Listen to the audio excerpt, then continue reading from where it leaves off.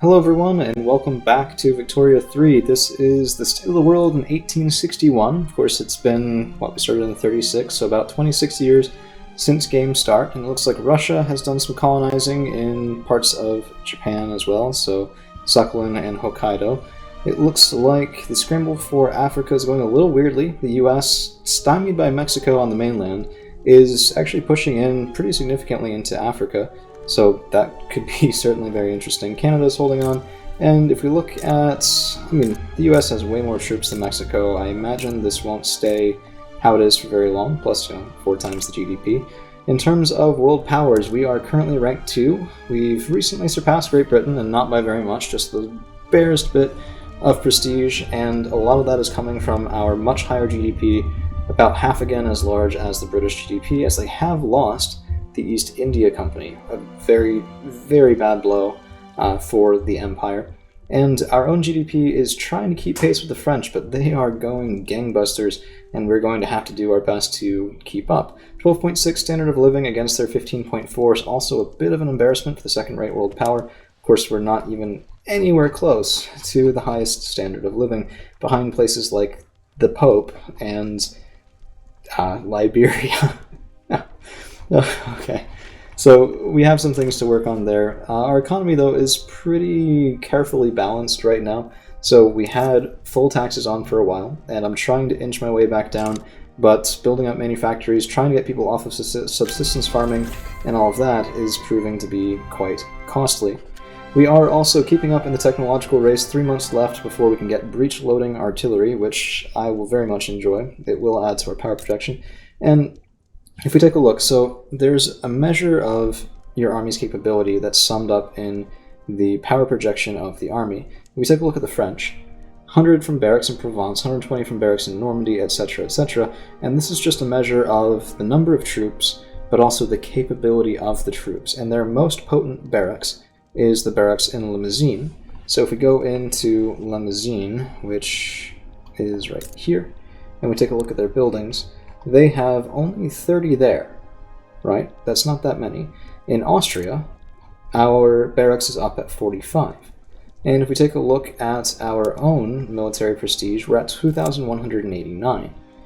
That's not exactly all that much better, and our individual barracks, only the one in central Hungary up at 200 and the one in Bohemia up at 240, are really keeping pace. In fact, where's my barracks in Austria proper? 360. Okay, so 360 from Austria proper. We are slightly better, but per unit barracks, maybe not so much. Ooh. Make steel. Okay, fine. So now we have this new journal entry. Set up steel imports. Will complete if any trade routes. Markets controlled by Austria. Goods are steel. Wait, this is fine, I guess. Let's just import some steel. Not even that many. Let's get it from the Americans. Why not? Yes, it uses more convoys, but they're less of a rival. And we completed that, which means our industrialists will like us that much more. I mean, hey, that's fine. They're about one of our only loyalist factions, and if we get them up to 10, we could get quite a lot of bonus from it. Part of how I'm trying to do that is increasing loyalists from standard of living, which is why you see we have we had a very heavy focus on civilian goods for quite a while, but these cost money and it's getting a little bit annoying. I generally have played this as Russia. We can't afford the radicals right now. And Russia plays very, very differently from Austria, so trying to play it as something it's not has been a little difficult. For example, when you play as Russia, it's very easy to just go right after the Middle East. You'll produce all the opium you want. The AI very rarely colonizes effectively in celebs or in Pow Pow, so it's pretty easy to get rubber from those, and you'll never really have to worry about importing raw goods. That's very much not the case for us right now, and I should have had more of an emphasis on making friends in the early game, because right now nobody wants to be our friend. The Russians, if we made a trade agreement with them, we could probably get it, because we get up to plus 25 from that, and then plus 10 from neighbors. If we offered them an obligation, we could probably do it. But I'm not sure I want this.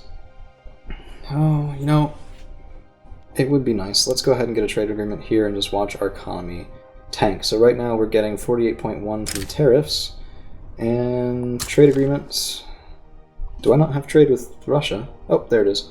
So 48.1 is down to 36.7 because we're no longer making money off of tariff goods from our largest neighbor.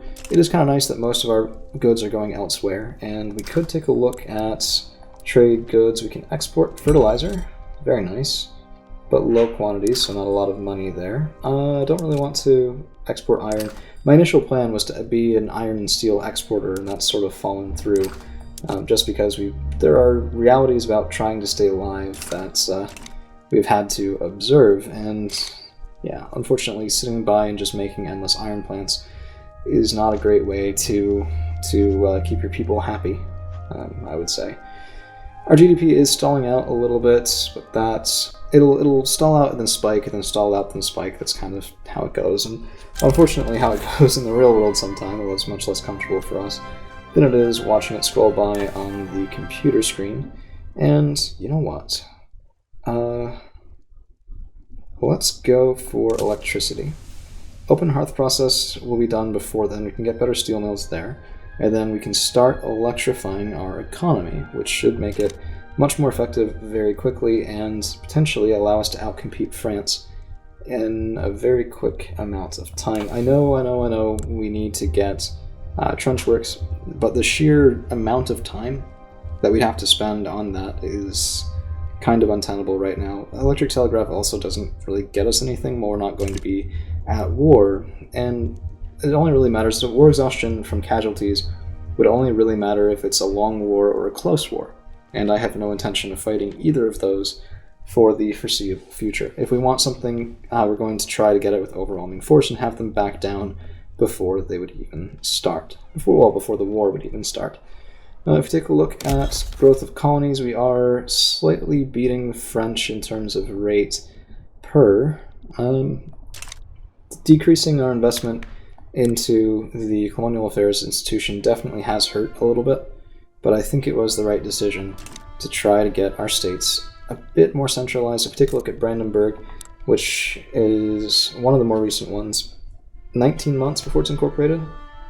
That's not bad. We'll start getting a lot more taxation money, so we should definitely keep an eye on that. If there's a sudden spike upward, it's probably from the incorporation of a state. And I think if you take a look at our goods prices, hardwood is surprisingly expensive. Tools, steel. Okay, so here's the thing. All those livestock ranches we made, they all consume tools.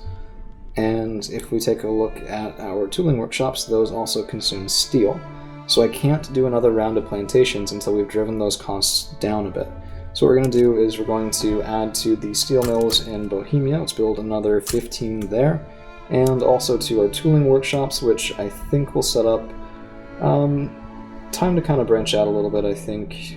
West and East Galicia could be good places for them. I'd like to keep them a bit less in that sort of revolution radical section, so we're actually going to build them up in Moravia, which so far is keeping its hands clean from any talk of taking up arms against the government.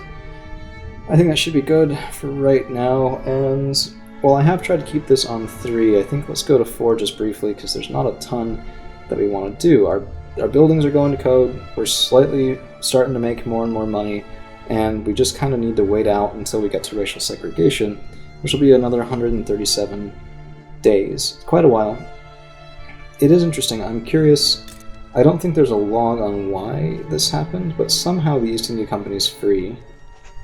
Man, we don't have the navy to support any interests in Persia. Otherwise we could declare on them and maybe puppet Persia gets some opium that way. Although puppets aren't as effective as owning it yourself either. It's a bit of a hard situation. You know, I'm going to watch these colonies tick by, and after we get Pau Pau... So Tidor, despite being the same color as the Dutch East Indies, is not controlled by the Dutch or any other Western power, so we could try to take them over.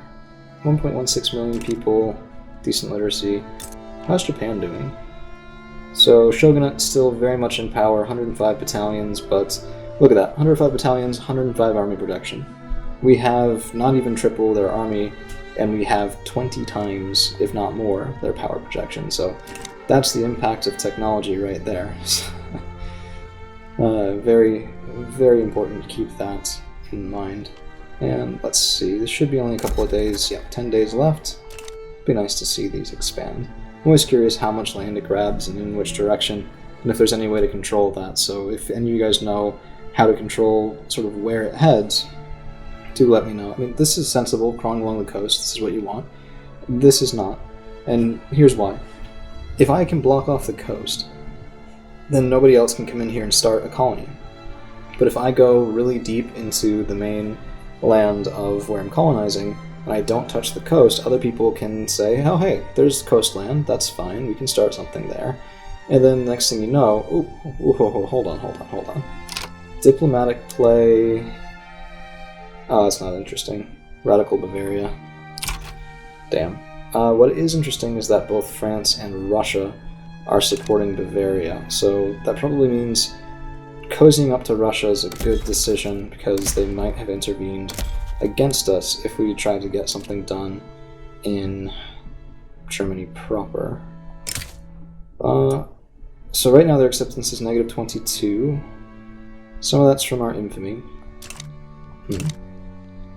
I don't know, I still want to keep expanding, but if we're going to get attacked from both sides, we could beat the Russians on their own. I don't know if we could beat the French. Oh, that's a bad event.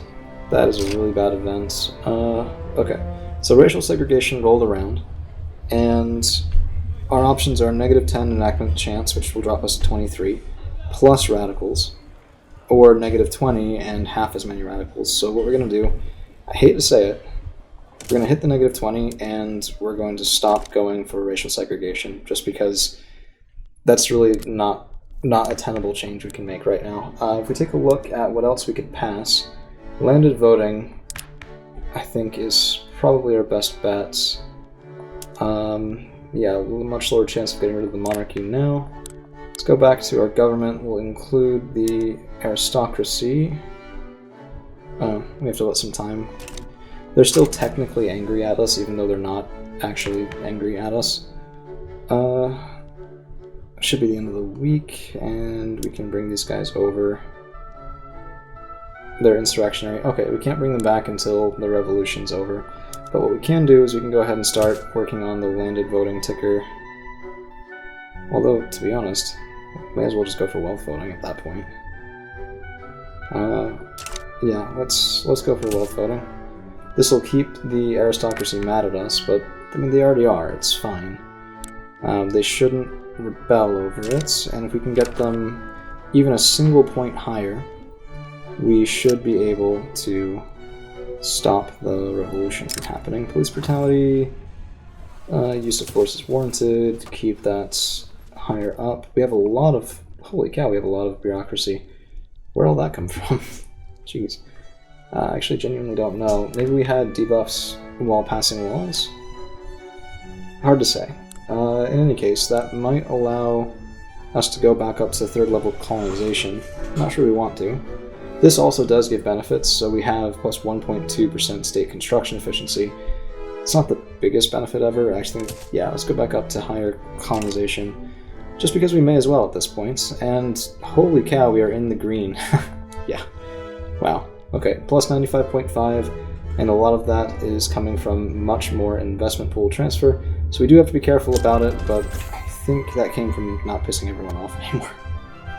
Fair enough. Fair enough. Let's go ahead and drop down to medium taxation, and that should increase our legitimacy as well. So this is still taking a while, but not crazy. Very close to revolution, and it's moved a little bit, but actually moved in a way that's better for us.